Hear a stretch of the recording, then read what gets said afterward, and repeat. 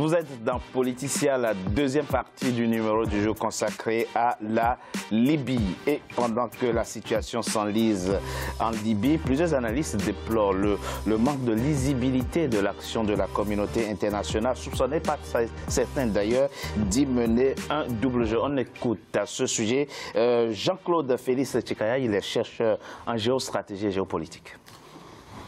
Il y a un double langage qui avait déjà été tenu au moment où la France et d'autres pays ont relégitimé le maréchal Haftar qui maintenant leur tourne le dos. Je ne crois pas que la communauté internationale doit encore être en tout cas gérer cela avec une vision tutélaire, parce que ça a été très mal ressenti et géré de manière assez habile par Haftar.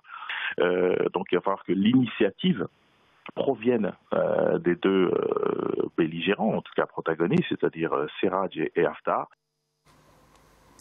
Alors, monsieur, faisons simple. Pour comprendre ce qui se passe en Libye, il faut savoir qui soutient qui et pour quel intérêt.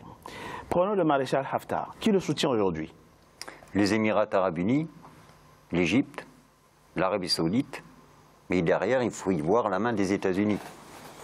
Les États-Unis, vous pensez, le soutiennent via complètement via l'Arabie saoudite? Complètement. D'ailleurs, un point important, il faut quand même rappeler... Un autre pays? La France. La France. C'est un peu mitigé quand même. Moitié. C'est compliqué pour la France, mais il faut quand même rappeler que Haftar a la double nationalité américaine et libyenne. Il a été ramené en 2011 à la demande des Américains pour consolider tout à fait. Les intérêts pétroliers des multinationales américaines. Alors après avoir effectivement quitté la prison au Tchad, il a été exfiltré. Il a été exfiltré par les Américains et la CIA aux États-Unis, où il a même confessé avoir travaillé ensemble avec la CIA. Vous dites qu'il est soutenu par le maréchal Fattah al-Sisi, le président en exercice de l'Union africaine. Et d'ailleurs, il a rendu visite au maréchal al-Sisi. Mais il y a 2 jours qui a dit officiellement et carrément qu'il le soutient. Mais c'est très compliqué. Vous avez à Tripoli, expliquez, il faut que vous expliquiez, que les gens comprennent. On a à Tripoli un gouvernement reconnu par la communauté internationale, par l'ONU, et dans l'Est, vous avez un maréchal soutenu officiellement, publiquement par le président de l'Union africaine. Mais Richard, ce qui se passe en Libye aujourd'hui et le soutien de l'ONU à un gouvernement qui n'est qu'à Tripoli et environ, d'accord, nous met à nu le comportement des Occidentaux partout dans le monde. Comment peut-on comprendre que quand on dit l'ONU, la compréhension simple de la population lambda, l'ONU c'est tout le monde. Oui. Ok. France, États-Unis, tout le monde.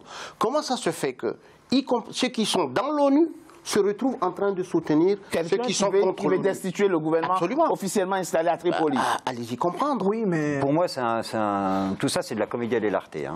Comment? Pour moi, tout cela, c'est de la commedia dell'arte. Parce que vous avez Serraj, qui a été élu, alors les élections 2014, c'est 70 000 Libyens qui sont rendus aux urnes. Donc la communauté considère que Serraj représente le peuple libyen, donc 70 000. Voilà. Il y avait la loi d'exclusion à l'époque qui empêchait aux anciens fonctionnaires de la Jamaria de pouvoir, ainsi que leurs membres de ce famille, en raison de leur passé, ce qu'on peut comprendre. Donc, ce qui fait qu'il y a 2 millions de personnes qui n'ont pas eu la possibilité de s'exprimer. Donc on est en dictature en Libye. Alors on reprochait à Muammar Kadhafi d'être un dictateur. Aujourd'hui, la communauté... Je reviens à la question de départ. On sait maintenant qui soutient le maréchal Haftar et qui soutient Al-Sarraj au-delà je veux dire concrètement, les acteurs concrets qui militairement, ou bien en termes d'influence interviennent sur le terrain. Le Qatar, Turquie, Israël. Angleterre aussi. L'Angleterre. Parce que même aujourd'hui, il est préparé une décision pour... Le maréchal Haftar dit quelque chose, un discours à double dimension. Il dit à ses compatriotes: si vous voulez la stabilité, la sécurité, il n'y a que moi qui puisse vous le garantir. Quelque part, il a raison. Non, mais c'est pas lui en tant que... Et visiblement, et il dit à l'endroit des acteurs extérieurs: si vous voulez lutter contre le terrorisme et l'islamisme violent, il n'y a que moi, Haftar. Quelque part, ce discours, c'est dit, non? Ce discours a été C'est pas lui, mais l'organisation. le fonds de commerce de tous les dictateurs. Aujourd'hui, il suffit que quelqu'un s'élève contre les dictateurs, et vous le savez très bien, Richard, on agite le levier terrorisme. Je combats contre le terrorisme. Si on prend vous connaissez, si on prend la situation spécifique que traverse votre pays aujourd'hui, la Libye. Oui. Un civil peut-il aujourd'hui tenir ce pays? En Libye? Est-ce qu'une personnalité civile peut tenir aujourd'hui ce pays, la Libye, en dehors des acteurs militaires? Ah bah, Saïf al-Islam Kadhafi. Oui, bien sûr. Mais écoutez, oui, bien sûr, oui. Vous pensez? Oui, je pense, oui. Mais à partir d'où retirer toutes les interventions, les gens qui interviennent en Libye, toute Libye. Le premier mot. Le deuxième mot, après le dégage les milices de Tripoli, Elbo.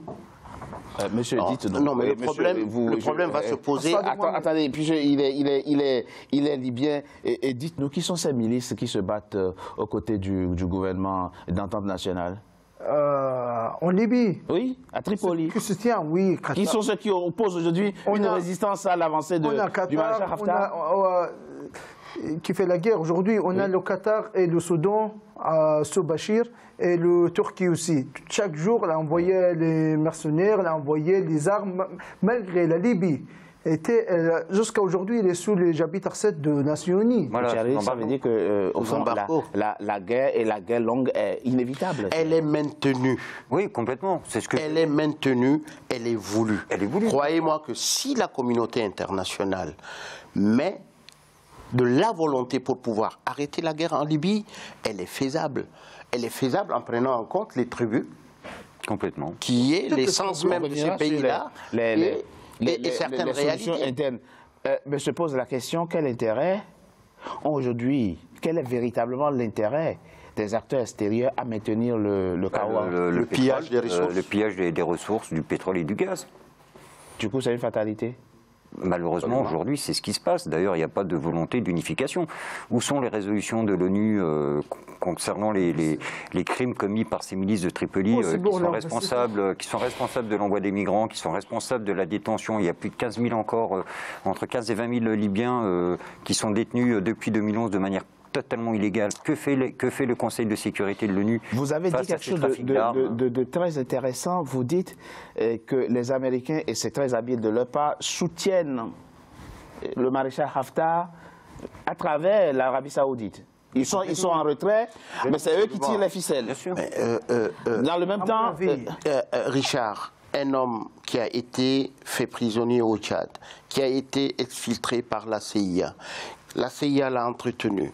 C'est la CIA qui l'a éjecté aux premières heures de la Révolution. Il a eu les problèmes que tout le monde sait. Il est reparti.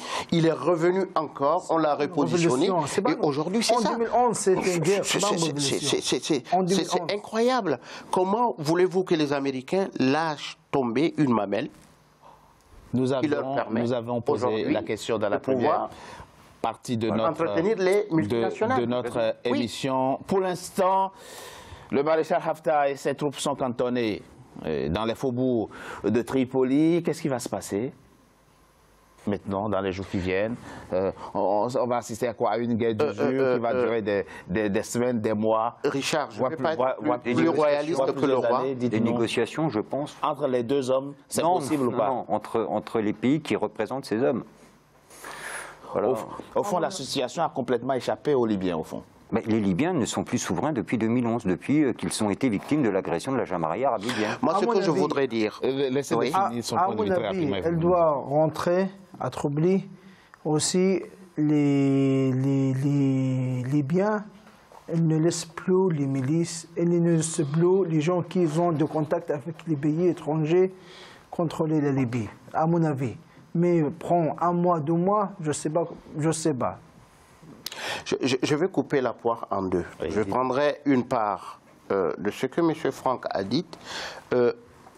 Moi, je pense, tant que ceux qui tiennent les milices ne se parlent pas. Ne faisons pas croire non plus qu'il n'y a pas de milices ou de groupes armés qui se battent aux côtés du maréchal Haftar. Non, il y en a. Mais maintenant, il y en a quand même. Mais non, on parle de Tripoli. Oui. C'est ça notre focus.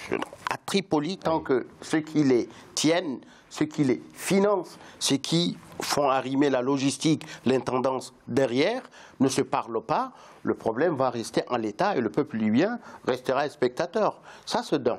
Deux, Haftar, croyez-moi, ne peut pas, quel que soit ses soutiens, ne peut pas se défaire de ces milices-là facilement.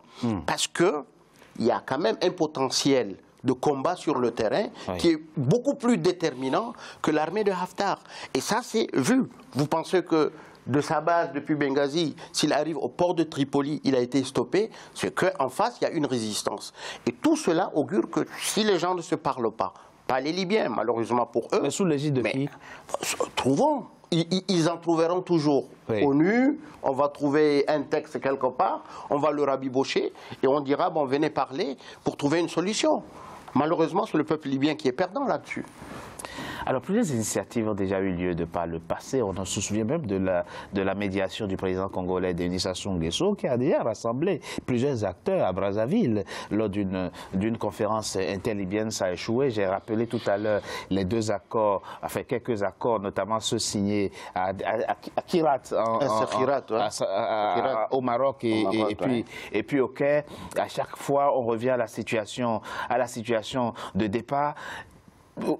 Interrogeons le discours quand même du maréchal Haftar à l'endroit de la communauté internationale. Il dit le gouvernement de Tripoli est soutenu par les frères musulmans et par des terroristes.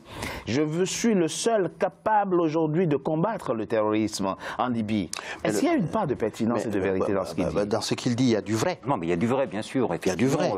Maintenant, tout le monde s'entend. Tous les experts savent très bien que la communauté internationale soutient Fayez el-Sarraj et que Fayez el-Sarraj est soutenu par des terroristes. Complètement. C'est un secret de polichinelle. Ce que Haftar dit est un mal, peut-être mal nécessaire. Haftar le sait qu'aujourd'hui, Serraj est en mauvaise posture. Pourquoi? Parce qu'il y a cet aspect où il ne peut pas contrôler les milices. Vous comprenez? Les milices tiennent Serraj. Ce n'est pas Serraj qui tient les milices. Oui, mais visiblement, elles se sont coalisées contre lui quand même, pour rendre Tripoli imprenable. Aujourd'hui, ce qui se passe concrètement sur le terrain, c'est que ces milices-là, à cause des intérêts de ceux qui les chapeautent, voilà, ne laissent pas un point d'évolution quelconque. Et ils combattront Haftar tant que les intérêts ne sont pas bien répartis. Je reviens quand même au soutien du maréchal Fattah al-Sisi, le président égyptien qui est aujourd'hui président de l'exercice de l'Union africaine. On sait ces dissensions avec Recep Tayyip Erdogan, le président turc.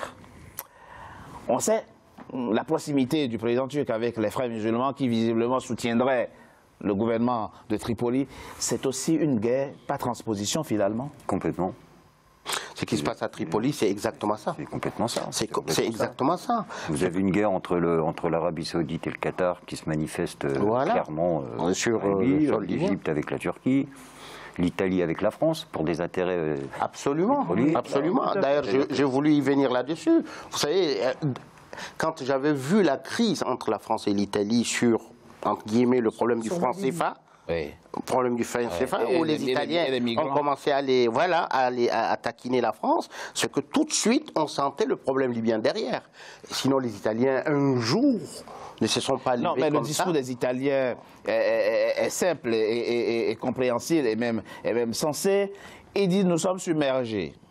Et c'est parce que vous n'arrivez pas à installer des gens capables de restaurer l'ordre et la sécurité à Tripoli, précisément, et en Libye en général, que les migrants nous envahissent. Pourquoi ils s'adressent à la France? Pourquoi ils ne s'adressent pas à l'Union européenne? Pourquoi ils tentent la France directement? Parce qu'il y a ce problème-là en toile de fond.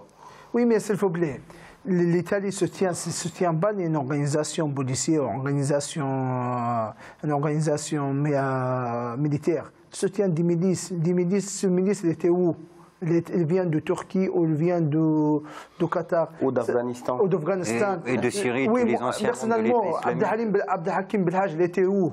Il était à Guantanamo. Khaled Sharif, il était où? Les milices qui aujourd'hui à Tripoli s'adonnent à des trafics de migrants, d'êtres humains et d'organes humains, elles sont sous la responsabilité de qui? Sous le contrôle de qui? La responsabilité du conseil présidentiel, de Fayez al-Sarraj. Vous pensez? Oui, bien sûr. Même si... Vous êtes en train d'expliquer, et vous êtes libyen, il n'y a aucune raison de douter de vous, que le gouvernement installé par la communauté internationale s'adonne à des trafics de migrants et d'êtres humains? Pas directement. C'est pas directement. Mais oui, je veux dire... Ils sous-traitent. Via des milices? C'est-à-dire que... Oui, c'est une milice. L'anarchie organisée en Libye, aujourd'hui, M. Richard, est organisée et voulue. Comment peut-on, aujourd'hui, dans ce monde-là, accepter que des terroristes recherchés par le monde entier, tous les services de par le monde savent comment ils bougent. Tous se retrouvent, comme par hasard, ils ne sont arrêtés nulle part, ils se retrouvent en Libye comme un réservoir. Oui, venez de là pour créer quoi? Pour créer le chaos. Et ça, c'est voulu. C'est voulu. Mais une solution libyenne.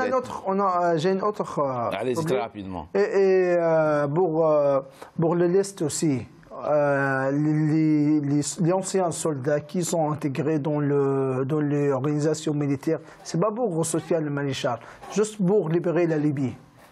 Vous voulez des anciens militaires et des anciens militaires, d'anciens officiers ont servi hier sous Kadhafi et aujourd'hui se sont ralliés au maréchal Haftar. Pas tous. Pour libérer.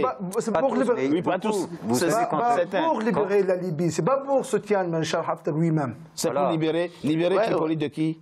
De ces milices takfiristes mafieux. Des milices, merci. Vous savez, quand les colonnes sont arrivées dans la banlieue de Tripoli, les habitants ont accueilli les membres de les colonnes du maréchal Haftar. Avec les drapeaux verts et les portraits de Muammar Kadhafi et de Saïf al-Islam.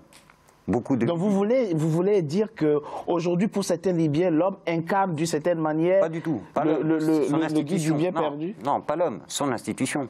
L'armée nationale libyenne. Ça, c'est la psychologie des peuples en général. Quand on est dans une situation de chaos, on pense toujours au passé récent. Tout homme qui arrive, quand même, merci. Mais est-il possible encore de trouver une solution libyenne? Je propose qu'on marque une coup de photo. On se retrouve dans quelques instants pour en parler. Les Libyens se retrouvent entre eux, oui.